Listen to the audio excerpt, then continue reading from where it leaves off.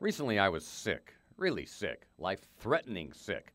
Bacteria in my aorta. And I had a lot of pills prescribed during that horrible period. These are just some of the medicines, including pot, medical marijuana, and it really did help relieve some of that awful, awful pain. Mostly I ate it. It worked. Sometimes. But sometimes I'd get really high.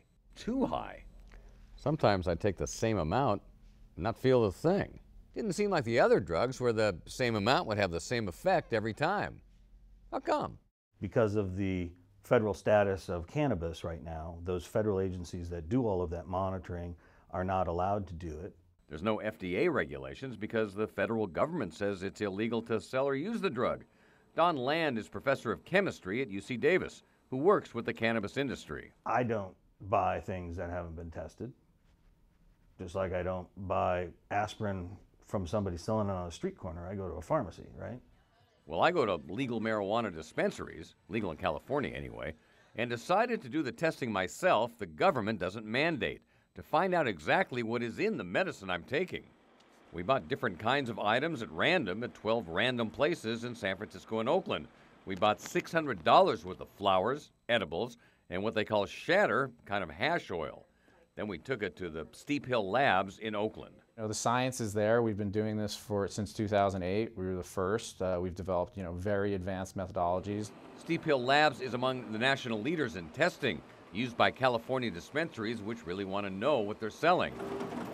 And the results? So all the edibles missed their mark. Dr. Kimron DeCesar told me nothing I was taking had anything to do with what was on the label. The one that was the worst claimed to be 100 milligrams. It was 1.3. Oh, come on. 1.3. We checked it over and over again. That would be this Edipure brand. It's 99% off. No, it's 98.7% off. Well, just being accurate. Most others were only half the strength they claimed, or a quarter. And what about the individual ones in the same pack? We analyzed those two, and we found that there's a great variation between individual samples, as much as 50%. So from one piece to another. One piece to another. Even more disturbing, what they found in the buds that people smoke: mold and pesticide. 40% of the samples couldn't be sold in Colorado or Washington, where there are limits. Is that bad for me to smoke? It could be.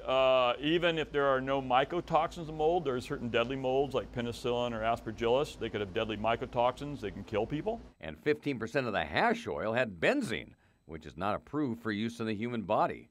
Bottom line? So when I take this stuff or smoke it, I don't know what I'm getting.